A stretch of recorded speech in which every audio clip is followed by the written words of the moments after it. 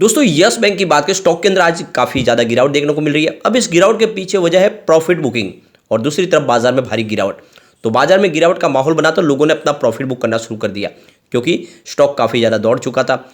लेकिन इसके बीच में यस बैंक की तरफ से Q3 के आंकड़े जारी कर दिए गए हैं जो काफ़ी शानदार है और ये कह सकते हैं कि इस बार रिजल्ट Q3 का बहुत ही अच्छा हो सकता है। दूसरी तरफ अपने बैड एनपीए से भी बाहर निकल चुकी है यस बैंक। तो कैसा है आंकड़े, उनको समझेंगे और कैसा रिजल्ट हमारे सामने रह सकता है उसको जानने की कोशिश करेंगे। वैसे यस बैंक ने लोगों को काफ़ी अच्छा रिटर्न दिया है। पिछले एक साल के हिसाब से जिसने भी इन्वेस्टमेंट किया होगा सब लोग लॉस में से बाहर निकल चुके हैं और अच्छा खासा प्रॉफिट में भी आ चुके हैं। 6 महीने में ही स्टॉक लगभग दुगुना भी हुआ है। तो आगे की क्या संभावना बन सकती है, क्योंकि यस बैंक ने यह साबित तो कर दिया है कि वाकई में वो मजबूत है और आप ये समझ ही सकते हो अच्छे वॉल्यूम में कामकाज हो रहा है और बाजार में लोगों का रुझान स्टॉक की तरफ अभी भी बना हुआ है।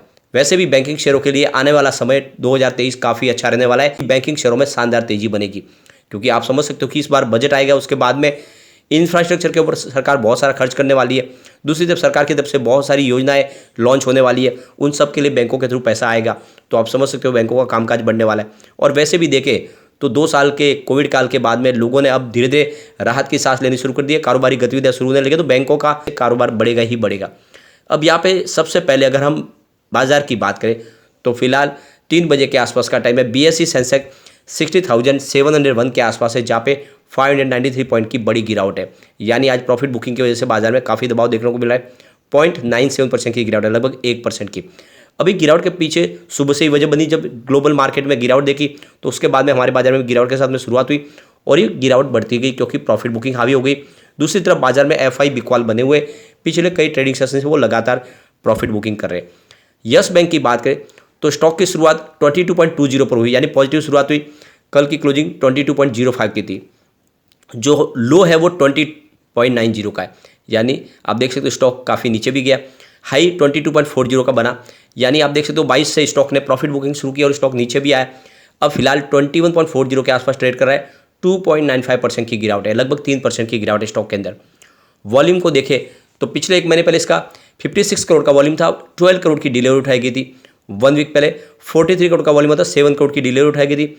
और कल 54 करोड़ का वॉल्यूम था, 10 करोड़ की डिलीवरी उठाई गई थी। और आज भी 37 करोड़ का वॉल्यूम है, तो ज़बरदस्त वॉल्यूम में कामकाज हो रहा है। अब यहाँ पूरे बाजार की बात करें, निफ्टी 50 फिलहाल 18,055 के स्तर पे, यानी अभी 18,000 के स्तर को पकड़ा हुआ है। पॉइंट देख सकते हैं कि 97% की गिरावट है। अब यहाँ पे निफ्टी बैंक की बात करें तो 42,976 के स्तर पे 1.03% की गिरावट है, यानी लगभग 1% की गिरावट बैंकिंग सेक्टर में भी है।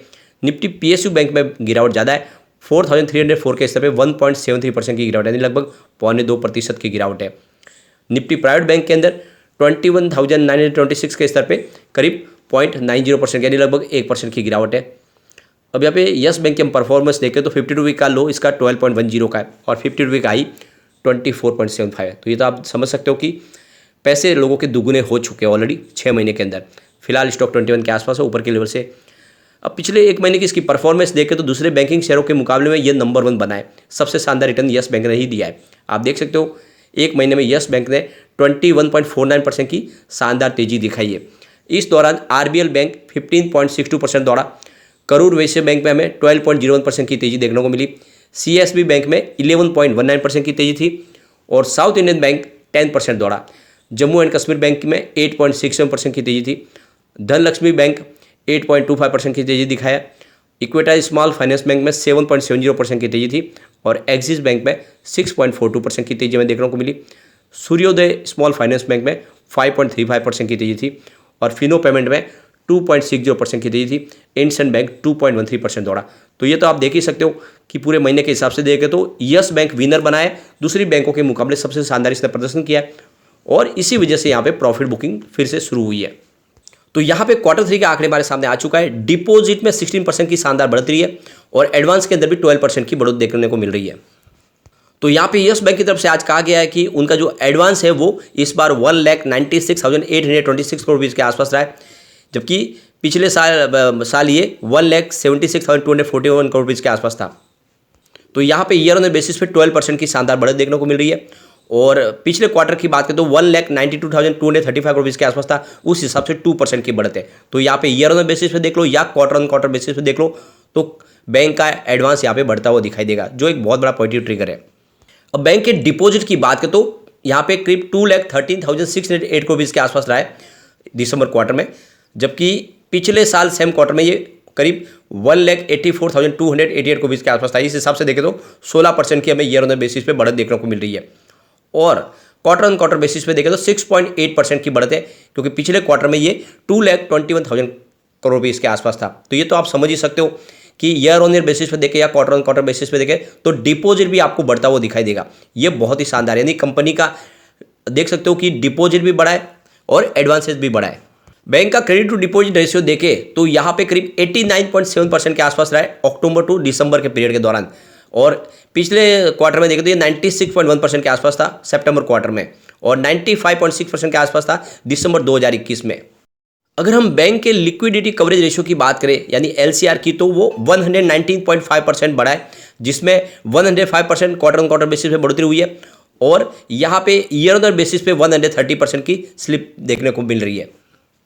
साथ में बैंक की तरफ से कहा गया कि उन्होंने 48,000 करोड़ का जो बैड लोन था वो जेसी फ्लावर्स को ट्रांसफर कर दिया। इस हिसाब से उनकी जो बुक है इस समय काफ़ी क्लीन हो चुकी है, यानी जो बैड NPA उनसे इनको एक निपटारा मिल चुका है। तो कुल मिला के आंकड़े अच्छे हैं, और इस हिसाब से हम विश्वास कर सकते हैं कि रिजल्ट भी अच्छा देखने को मिल सकता है। अब यहाँ पे अगर हम एक बार क्वार्टर 2 के रिजल्ट को देखें तो रेवेन्यू इनका 2.38,000 को भी निकल के आया था, जहाँ पे 22.36% की हमें ईयर ऑन ईयर बेसिस पे बढ़त देखने को मिली थी। लेकिन नेट इनकम में गिरावट थी, 160.41 करोड़ के आसपास था, जहाँ पे 27.95% की ईयर ऑन बेसिस पे हमें गिरावट देखने को मिली थी, और डायलूटेड EPS 0.06 था, जहाँ पे 33.33% की ईयर ऑन बेसिस पे हमें गिरावट देखने को मिली, और नेट प्रॉफिट मार्जिन 6.74% था, जहाँ पे 41.08% की ईयर ऑन बेसिस पे गिरावट देखने को मिली। तो कुल मिला के देख सकते हो कि प्रॉफिट में कमी थी लेकिन रेवेन्यू बढ़ा था, और उसके पीछे भी वजह थी प्रोविजन। अब यहाँ पे अगर हम पिछले कुछ क्वार्टर को देखें एक साल के हिसाब से, तो आपको लगातार रेवेन्यू बढ़ता हुआ दिखाई देगा। सितंबर 2021 की बात करें तो इनका रेवेन्यू 5,463 करोड़ के आसपास था, जो दिसंबर क्वार्टर में बढ़ के 5,664 करोड़ के आसपास पहुंच गया, और मार्च क्वार्टर में ये 5,873 करोड़ के आसपास पहुंच गया। जून में 5,960 करोड़ का रेवेन्यू, जो यहाँ पे आप देख सकते हो सितंबर 2022 में 6,451 करोड़ के आसपास पहुंच गया। तो यहाँ पे तो आप देख सकते हो कि लगातार रेवेन्यू बढ़ता हुआ दिखाई देगा हर क्वार्टर में। प्रॉफिट की बात करें तो सितंबर 2021 में 223 करोड़ का प्रॉफिट था, दिसंबर में बढ़ के 266 करोड़ तक पहुंच गया, और मार्च क्वार्टर में 370 करोड़ का जबरदस्त प्रॉफिट हुआ। लेकिन जून में प्रॉफिट में कमी आई, 314 करोड़ का प्रॉफिट, और सितंबर में प्रॉफिट और गिर के 160 करोड़ तक पहुंच गया। तो यहाँ पे देखेंगे तो पिछले 2 क्वार्टर से आपको प्रॉफिट थोड़ा सा कम होता हुआ दिखाई देगा, लेकिन इस बार प्रॉफिट फिर से बढ़ने की संभावना है। इसके अलावा नेटवर्थ में भी अच्छी खासी बढ़ोतरी है। सितंबर 2021 में जहाँ पे 33,544 करोड़ का नेटवर्थ था, वो सितंबर 2022 में बढ़ के 34,395 करोड़ तक पहुँच गया।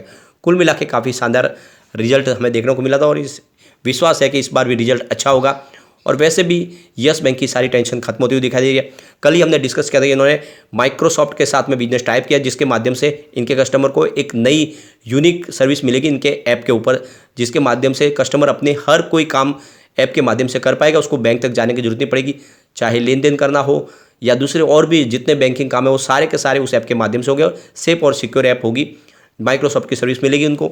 इसके अलावा अगर आप देखें तो और भी सारी टेंशन है वो कम होती हुई दिखाई देगी, क्योंकि कंपनी ने फैल्कॉन के साथ में पार्टनरशिप किया, इनके रिटेल और SMEs को अच्छा बिजनेस मिलेगा, और दूसरी तरफ एक बड़ा इन्वेस्टमेंट भी आ रहा है इसी महीने, और सब कुछ अच्छा होता हुआ दिखाई देगा यस बैंक में। ऐसे में आपको नजरिया लॉन्ग टर्म का लेके यस बैंक में निवेश जरूर करना चाहिए। सबसे बड़ी बात यह है कि यस बैंक मजबूत हो चुका है, और आने वर्ष में डेफिनेटली आपको ये स्टॉक भी 3 डिजिट में जाता हुआ दिखाई देगा।